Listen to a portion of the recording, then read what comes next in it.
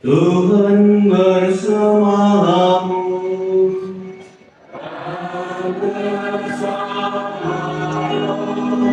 Injil suci menurut Markus.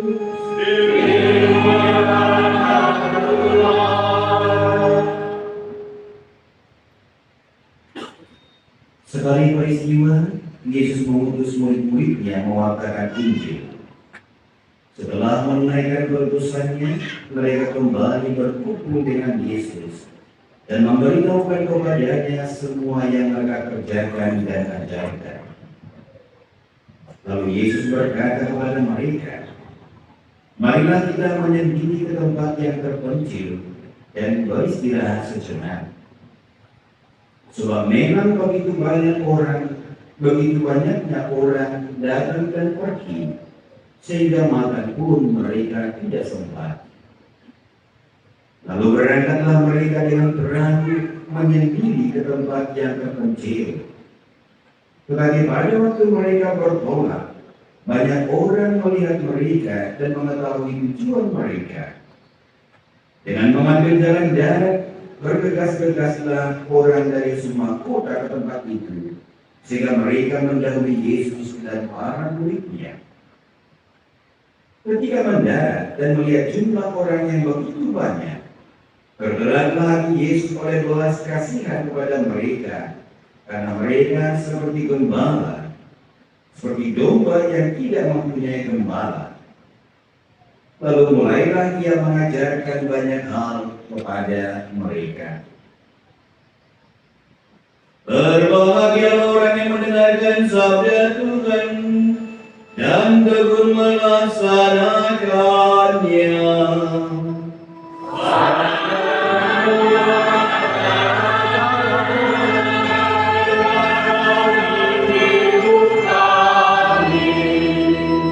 Silakan duduk.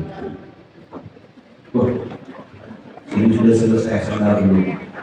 Seperti kejar-kejar ya. Yesuslah gembala kita, dan hendaknya kita juga mau menjadi gembala bagi sesama.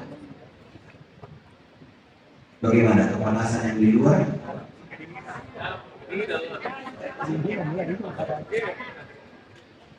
Bapak Ibu para saudara terkasih, lusa kemarin ketika saya selesai rapat di Ceci, saya rencana mau beli anggur.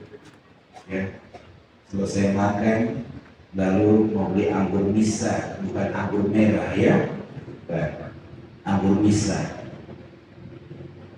Setelah saya sampai ke tempat itu dikatakan, "Mohon maaf pastor, lagi istirahat," katanya. Padahal pikiran saya mau cepat-cepat pulang, ya. Tapi ternyata saya harus menunggu sekitar 1 jam karena lagi istirahat. Saya tunggulah 1 jam. Lalu para saudara terkasih, tidak jarang ada umat mengatakan istilah jam suci. Pastor lagi jam suci. Pernah mendengar istilah ini? Seringkali digunakan jam suci dalam artian pastor lagi istirahat siang, jadi tidak bisa diganggu katanya. Pastor lagi jam suci sehingga tidak bisa diganggu. Yang seringkali pada akhirnya membuat umat menunggu, padahal sudah jauh-jauh dari stasiun dengan dingin, keringatan, capek. Pastor lagi jam suci. Ketika ditanya umat berapa jam, terserah pastor kapan bangunnya, ada sekitar 10. Akhirnya apa? Umat sudah jauh. Lalu ada juga pastor dengan bangga mengatakan, "Kalau saya malam-malam, saya matikan HP, supaya bisa dimenyenyak. Saya nggak mau diganggu," katanya. Bagi saya ini pastor bodoh. Karena apa? Siapa tahu ada umat minta peminyakan. Terus terang kalau saya malam tidak pernah saya matikan HP. Bahkan saya buat sampai 4 kilo. Kalau orang mengatakan radiasi ya sudahlah. Siapa tahu ada peringatan. Tadi kalau malam-malam, Pastor, kami mau datang urusan pernikahan. Duduk langsung. Jujur saya pernah jam 3 pagi dibangunkan untuk pernikahan. Saya pergi. Nah, sebagai manusia, memang butuh istirahat. Saya yakin kalian pun butuh istirahat. Tidak mau diganggu. Dari kesibukan yang sudah sibuk, capek, ingin istirahat di rumah. Mungkin sampai mematikan HP karena nggak mau diganggu. Tapi seringkali saya di Sumatera ini seperti tidak ada hari istirahat. Hari Minggu yang dikatakan hari Tuhan, hari Minggu yang dikatakan hari untuk keluarga, me time atau family time. Ya, nyatanya apa? Kalau ada pertemuan, kalau boleh Pastor jam 3, kami sudah pertandingan marga. Jam 3 marga ini, jam 5 marga ini, jam 6 marga Ratu, kan? Jadi seperti isyarat dan tidak ada jam istirahat. Kadang saya pikir, apa umat ini kekurangan hari? Hari Jumat, hari Minggu dikatakan jam hari ini Tuhan, Domingos, hari Tuhan ya. Hari Minggu, Domingos, hari Tuhan. Lalu dikatakan family time, waktu untuk keluarga. Tapi nyatanya jam 3 sudah pertandingan marga ini, jam 4 serikat, jam 5 ini, jam 6 lagi tahun lagi kan. Padahal kenyataannya orang butuh istirahat. Dalam Injil kami juga, ketika para murid pulang dari perutusan, ya, bayangkan mereka pulang dari perutusan. Mereka kembali berkumpul bersama Yesus. Mereka bercerita pengalaman di lapangan. Saya yakin pengalamannya akan hebat-hebat, kan? Pas mereka dengan bangga menceritakan pengalamannya yang luar biasa. Bayangkan orang-orang biasa. Orang-orang bukan dari kalangan para imam, bukan dari kalangan pejabat, mendapat perutusan dari Yesus. Dan mereka pulang pasti dengan bangga. Luar biasa. Orang-orang sederhana, orang-orang kecil, diutus. Sehingga ketika pulang pasti mereka luar biasa bercerita. Lalu dikatakan Yesus, marilah kita pergi ke tempat kecil, tempat yang sunyi. Langsung malaikat, orang lagi bangga-bangganya, mari kita pergi ke tempat yang sunyi, kata Yesus. Tapi sama-sama dia cerita. Dari sama-sama itu langsung dikatakan, mari kita makan. Artinya membuat dia cerita, tapi Yesus mengatakan, mari kita pergi ke tempat sunyi. Dan mereka pergi ke tempat sunyi. Di situ mereka mau beristirahat karena apa?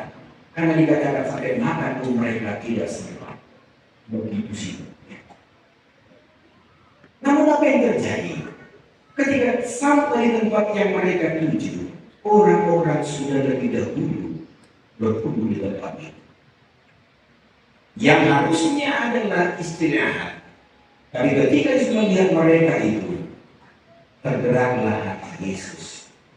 Mereka seperti domba yang tidak mempunyai gembala. Dan Yesus kembali mengajar mereka. Padahal tadi dikatakan, me time atau waktu kita untuk istirahat. Tapi ketika melihat para orang-orang yang mendahului mereka, tergeraklah hati Yesus. Yesus tidak jadi istirahat. Bapak Ibu para saudara terkasih. Kalau dalam bacaan pertama dikatakan, celakalah para gembala yang menceraikan domba-dombaku. Pada kita Tuhan akan mengumpulkan mereka, kata Tuhan. Berbeda dengan Yesus yang memang adalah gembala yang baik. Dia gembala yang baik, yang mempersatukan umatnya, sebagaimana dikatakan dalam bacaan kedua. Dia gembala yang baik, yang sangat memberikan hidupnya, dirinya kepada umat, waktunya, dan bahkan seakan-akan tidak ada istirahat bagi Tuhan. Dia gembala yang baik yang senantiasa memberikan perhatian. Dia gembala yang baik yang senantiasa mengumpulkan dan tidak membiarkan domba-dombanya tercerai-berai. Syukurlah Yesus gembala yang baik, tidak seperti gembala-gembala kami para pastor ini ya. yang ada di lain kan.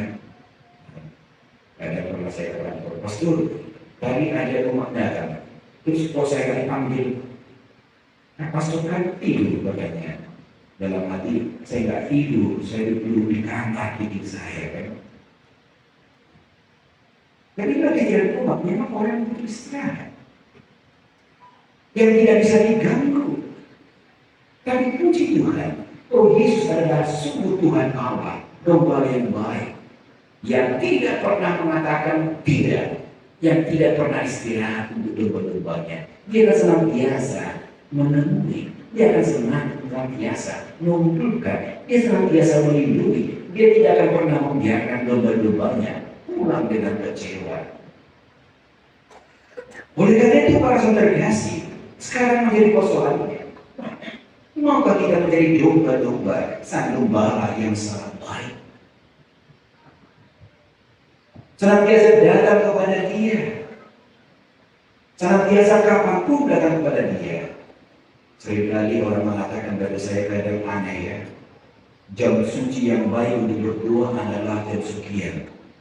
Dari Tuhan tidak ada istirahat. Kalau jam 3 malam berdoa pasti dikabulkan Tuhan. Oh, atau jam 1 malam katanya kan. Yang seakan-akan Tuhan punya waktu mengatur dari sekian baru datang, dan sekian dari tidur. Nyatanya dalam Injil, beginilah kenyataannya. Tuhan senantiasa hadir untuk kita. Maukah kita menjadi domba-dombanya yang mau datang kepada dia senantiasa dan mau digembalakannya? Percayalah Bapak Ibu, kapanpun kita datang kepada dia, dia tidak akan pernah menolak kita. Kapanpun kita datang kepada dia, dia pasti akan mendengarkan, dia pasti akan memberikan rahmatnya kepada kita. Bapak Ibu para saudara yang terkasih, menjadi gembala yang baik bukan hanya untuk pastor. Sebagai umat Kristiani, kita pun harus menjadi gembala seperti Yesus. Pertama-tama untuk kita para pengurus gereja, ya, saya tekankan ini kepada kita para pengurus gereja, mari menjadi gembala yang baik bagi umat yang dipercayakan Tuhan kepada kita. Prestasi yang kita miliki atau sesuatu yang kita buat adalah karena kasih karunia Tuhan. Jangan jatuh atau terpuruk dalam rasa bangga. Ini yang dihindarkan Yesus tadi ketika Yesus mengatakan, mari ke tempat sunyi. Masih berkalimat bangga, wah aku lebih hebat, aku bisa musik sehat, aku lebih hebat. Karena kita para rasul jadi pada kebanggaan diri. Mereka lupa, mereka mampu melakukan itu karena Tuhan yang berkuasa, Tuhan yang membantu. Jangan sampai jatuh dalam kesombongan kebanggaan diri. Sehingga kita para pengurus gereja, Yesus mengingatkan kita, jangan sampai jatuh pada kesombongan diri. Oh, waktu saya pastor ketua stasi, rame pastor, rame, aman. Selangkah saya, kacau. Kenapa? Ternyata dia pengacaunya. Seringkali mantan ketua lingkungan, mantan KDS jadi pengacau. Jangan kami bukan begitu, kan? Lingkungan saya kosong hebat, begini. Hati-hati tidak para pengurus gereja. Jangan jatuh pada kesombongan, seakan-akan itu prestasi kita, seakan-akan itu karena kehebatan kita. Tidak. Oleh karena itu kita para pengurus gereja, mari kita memberi waktu kembali ke tempat sunyi bersama dengan Tuhan.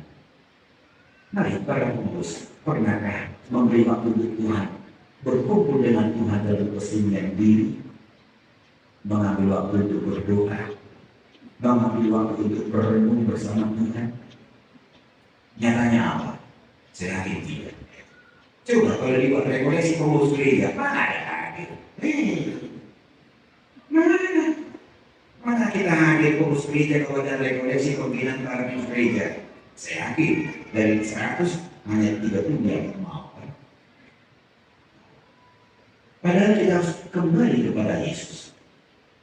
Dia yang memberikan tugas kepada kita. Mari kita beri waktu kembali dalam kesunyian bersemuka dengan Yesus. agar sungguh-sungguh apa yang kita perbuat itu berguna bagi banyak orang. Namun Bapak Ibu para saudara seperti masih katakan tadi, menjadi kewajiban orang Kristiani menjadi gembala bagi sesamanya, menjadi gembala yang baik, yang mempersatukan semua orang, membawa kesatuan kedamaian, sebagaimana Tuhan telah mempersatukan kita, Yesus telah mempersatukan kita, mempersatukan yang jauh menjadi dekat dalam kasih-Nya. Dan itu dikatakan oleh Paulus dalam bacaan kedua tadi. Tuhan telah mempersatukan kita sebagai anak-anaknya karena kasih-Nya. Mari kita menjadi gembala, membawa persatuan, kesatuan dalam kehidupan bersama. Bukan mencerai-beraikan, bukan seperti gembala yang tidak baik. Celakalah kalian bila kalian menjadi gembala yang tidak baik, yang mencerai-beraikan. Teguran Yesus ini bukan hanya untuk saya, untuk Anda. Bahwa seorang Kristen juga harus menjadi gembala bagi sesamanya, yang mempersatukan, mendamaikan, bukan mencerai-beraikan. Menjadi gembala yang baik, memberi waktu untuk sesamanya, memberi perhatian kepada sesama. Menjadi gembala yang baik, membawa sukacita, membawa berkat bagi sesama. Ini menjadi tugas kita menjadi gembala. Sekarang persoalannya, maukah kita repot untuk orang lain? Maukah kita menjadi gembala bagi orang lain? Ingat Bapak Ibu, Yesus Tuhan sudah mau menjadi gembala bagi kita. Mari kita juga menjadi gembala bagi sesama kita. Jangan biarkan sesama kita, jangan biarkan umat kita pada akhirnya tercerai-berai. Jangan biarkan umat pada akhirnya tidak merasakan kasih Tuhan. Jangan biarkan ada umat kita yang merasakan ketidakhadiran Tuhan dalam hidupnya. Para saudara, ketika ada umat tidak merasakan cinta Tuhan, kehilangan harapan, ketika ada umat merasakan kehilangan belas kasih Tuhan, jangan tanya di mana Tuhan, tapi tanya, apakah saya sudah menjadi gembala bagi sesama? Di mana saya ketika ada umat yang membinakan? Di mana saya ketika ada umat yang merasakan kehilangan harapan, merasakan kekurangan, dan mendapatkan cinta Tuhan? Ketika dalam lingkungan ada perselisihan, pertengkaran, atau pecah belah, di mana saya sebagai gembala bagi sesama? Kita harus membawa persatuan, kesatuan, kedamaian dalam cinta Tuhan. Kita harus menjadi rahmat berkat Tuhan, membawa sukacita. Hidup kita harus menjadi berkat bagi banyak orang, terutama mereka yang rindu akan belas kasih Tuhan. Semoga para saudara kasih, kita sungguh menjadikan Tuhan sebagai gembala kita, dan kita pun mau menjadi domba-dombanya yang setia kepada Sang Gembala, dan kita pun mau menjadi gembala bagi sesama. Semoga Roh Kudus membantu kita mewujudkan semuanya ini. Tuhan memberkati.